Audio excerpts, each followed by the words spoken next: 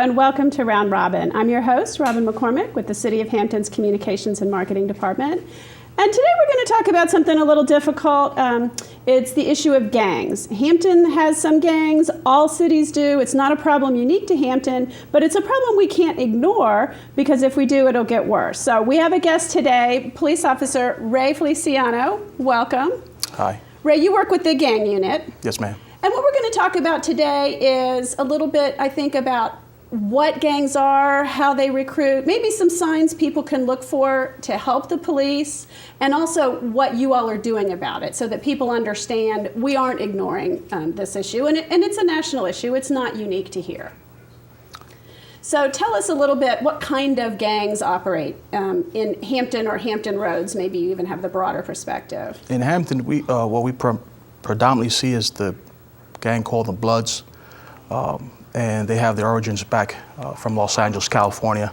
LA is sort of the home of the gangs. I mean, that's really where a lot of what's going on now initiated years ago, right? Dozens of years ago. That's correct. And so we've seen gangs here in Hampton for the last couple of years. We've taken a proactive approach in combating, identifying gang members or associates through various ways of policing, whether it's street contacts, just regular patrols, and just different types of intelligence that we've been able to develop over the years, just to kind of keep track of them, where they hang out, who they associate with, and just kind of keep tabs on them. What enables a gang to get a foothold in an area? It's pretty much. It's more like they call it a family, and once they start recruiting into the gang heavily, they start to build that base, that foundation. And the more they have, the more powerful that they'll feel, and they'll go to different neighborhoods. Other neighborhoods are more susceptible to gang activity than others, but pretty much. It's they take it serious. They start recruiting at an early age. We've seen gang recruitment as early as middle school age students come into the gang, and it's sort of like a brainwashing. So when you say family, I mean I'm guessing that they're targeting neighborhoods or kids who don't really have good family structure, and they're trying to kind of replace that. It's not just here, come join this criminal activity. It's here, be a part of us. We will protect you and love you and things like that. Absolutely. A lot of these gang members, they have such an influence on these kids, where a lot of these parents, they work multiple jobs. It's hard for these parents to, get their children what they need, what they want.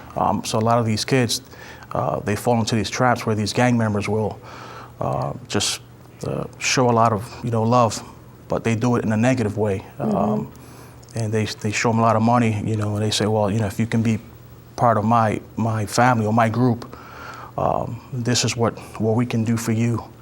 We can provide you with the money. We can provide you alcohol, cars, whatever that may be, whatever that necessity is.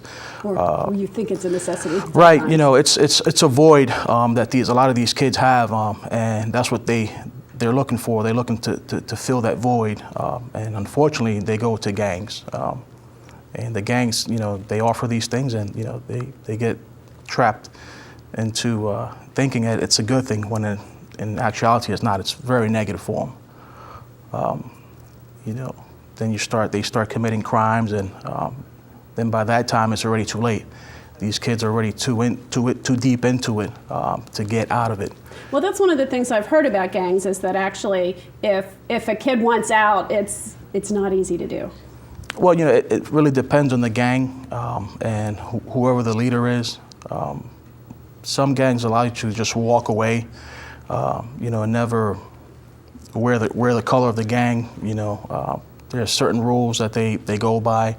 A lot of them, unfortunately, you have to be beat out of a gang. You have to be assaulted, and that's one way to unfortunately leave the gang. Some gangs allow you to just walk away, turn over their property, bandanas or whatever, whatever property or paraphernalia they have to surrender it, get rid of it, and and you're not supposed to be talking about the gang. So it all depends on what gang they're a part of. Okay. And I've also heard that the Hampton gangs aren't quite the super organized official type gangs that are in some of the larger cities. Maybe they're looser, more local versions. What we've seen here in Hampton, as far as like structure goes, it's a little bit unorganized. The gangs that I know of California Bloods, they follow very heavy rank structure. And here, what we find here in Hampton is that it's very loose. It's all about the money. They don't follow that same protocol as your original gangs from the West Coast. So it's very loose in nature, not organized, and they're supposed to follow the true rank structure and the membership and the dues, and so it's very loose at this time now. And maybe that gives us an opportunity at this point to not have that foothold get as strong. Right. Right now it's hard because a lot of these kids, a lot of these gang members, they kind of fall into the gangs to make money. That's their way of living, of being in the gang. Not so much for the prestige of loyalty or the brotherhood. It's more about the money making, fast buck through way of narcotics, committing crimes. So the gang structures. That's why I say it's very loose, very unorganized. It may come a time where these gangs they start to get a little bit more structured and more organized. But as of now, we see a lot of unorganization within the gang. But not all gangs are like that. Some gangs, they do follow the rank structure. They have the chain of command, just like the military or even a police department. They kind of follow the same, ranking system. So what are some signs? If I'm a parent or a grandparent out there and I am worried about my child, what are some signs that my child might be involved with or associating with gang people? What should I look for? Right now we have bandanas. That's one way of The colors. The colors. That's one piece of clothing that these kids they wear. Whether it's in the right pocket or left pocket, rear pocket or whatever, but they'll wear that from any part of the body, wrist or head or whatever. Specific clothing colors. I know the Bloods, they like to wear a lot of red, a lot of black. But then again, I'm very careful, when I say that these gang members wear red, and black and, other colors. They do, but a lot of them are getting very smart. They're doing away with the colors because they're trying to be a little bit more kind of under the radar. Under the radar, okay. So this way they don't draw attention to themselves.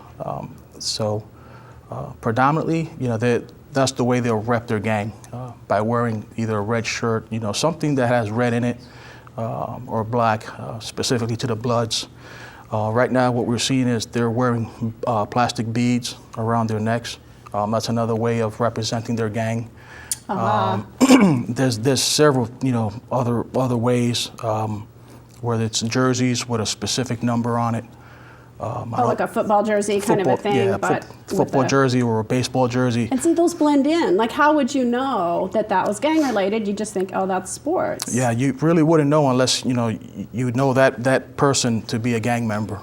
You know specifically that he's involved in gangs.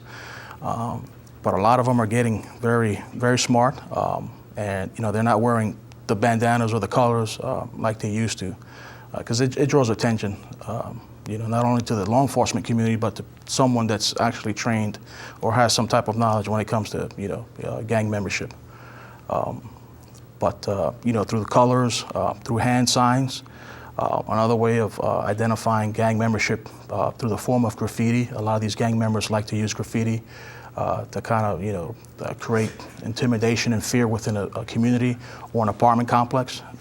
Now that's like, I think the average person has no idea what that is. Can you tell us some of the graffiti signs, or, and if I see that in my community on an abandoned building or in an apartment complex, should I call the police, the non-emergency number? Absolutely. A lot of the Bloods will usually they'll write the word blood. That's pretty obvious, okay. And they'll spray paint it in red. A lot of times you'll see an arrow right at the end of the word blood, and the arrow, when it's usually pointed up, it's usually giving respect to that gang. Okay. The 5-pointed star is another common symbol that's sprayed on a wall or any other part of a structure, whatever. Initials of that gang, whether it's NTG, which stands for Nitrate Gangster, they'll write NTG, the letters NTG, the 5-pointed star, the arrows going up, a 5-prong pitchfork. So there's many symbols that they can use to put up their graffiti and let the community know that this is an area where gang members frequent or hang out. A lot of times you'll see gang members going over another gang's graffiti to show disrespect. So that's something else. Or fighting over. Right, that's something else we have to kind of keep an eye on, out for, because a lot of times it kind of gives us an idea of what gang has problems with the other gang. So it gives us a good working foundation, what to keep an eye out for. What group or what gang is having problems with what other gang. So it's a good intel source for us. And you have to be able to kind of decipher the graffiti that's put on the wall.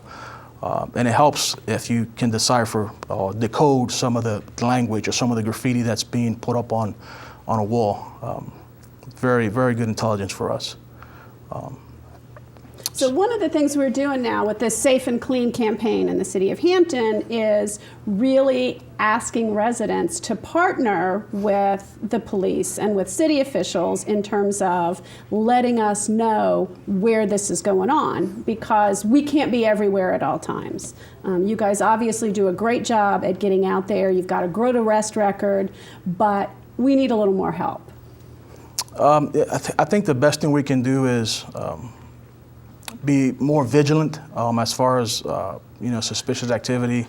If we see a large group of males gathering at a particular corner and it looks like they're up to no good, just call the police. We can send some officers out there and find out what they're doing in the neighborhood, if they belong there. What they're doing. A lot of times, like I said before, they're not wearing colors. Even the red or the black shirts, they're a lot of times they'll wear jeans and a long white T-shirt, or even a long black T-shirt. And if we have no indication or no knowledge that these guys are involved in gangs, it makes it hard. But when these guys gather in large groups, it's kind of a red flag. We should pay attention to that. Now, what about people who are either maybe afraid to call, or maybe like, well, maybe it's not really a problem, I don't know. What do you say to them? Well, they can call the non-emergency number and just have an officer, ride by, or see if they can make contact with these individuals and see what they're doing, what's going on. What if I'm a little bit afraid either of retaliation or just afraid to stick my neck out? Will they know who called? Well, you can call anonymously, call non-emergency number, tell them, hey, this is what I'm seeing now. I don't think they belong in the neighborhood. They're kind of acting a little suspicious. But I don't want an officer to come to my house. Just do it very anonymously. And, we'll send an officer, and the officer doesn't have to, approach your doorstep and knock on your door to make it obvious, to see who called. So we can do it very, very low key. If you want to get a phone call, we can call you after we made contact with the individuals to see who they are, see if they belong in the neighborhood, and after that we can return a call and let you know, hey, these guys don't belong here, or they're just hanging out, or whatever the case may be. Oh, that's nice. And then people know that you come by, they know that you listened and that you heard, and maybe you're willing to call again the next Absolutely. time. And it helps forge that partnership, where the police aren't over here, they're part of the neighborhood, and the neighborhood's working with them. And I know that's hard sometimes. There's distrust, there's worry, there's concern. But you guys are kind of breaking through that wall. Yeah, I think that, you know, the citizens and, you know, the police department, if we can work together, we're on the same team. I mean, you know, your citizens are our eyes and ears. And if just all you got to do is pick up that phone and, you know, call, and, you know, we'll send an officer out there. But the citizens are like the best eyes and ears for us, because like you said previously, we're not able to be in the whole city of Hampton at one time. You know, we have calls for service that we have to answer to, and just different things going on. But the more calls we have, you know, the more information we're able to get. And we can just kind of, you know, keep a logbook and just keep track of, you know, where these complaints are coming in, you know, what areas of the city we need to pay more attention to. Right, it helps you then be more proactive. Absolutely. Because you know where the problems are. And if you don't get those calls to begin with, We won't you might know. catch some of them, Right. but you're not going to know everything. Absolutely. Okay, And we appreciate that very much, you know. that's good. Okay, Ray, is there anything I've forgotten to ask you about that you want to add? No, not that I can think of. Okay. All right. Well, thank you for coming by. Thank you. Pleasure to be here. And thank you for watching. I hope you've learned a little bit about gang activity and what it looks like or what it doesn't look like. It doesn't always meet our stereotypes. And that you will remember that officers like Ray Feliciano are out there on the streets, but they need your eyes and ears. And please do call 911 if it's an emergency, or the non-emergency number if you're just a little suspicious or see something going on. We appreciate your help. Thank you.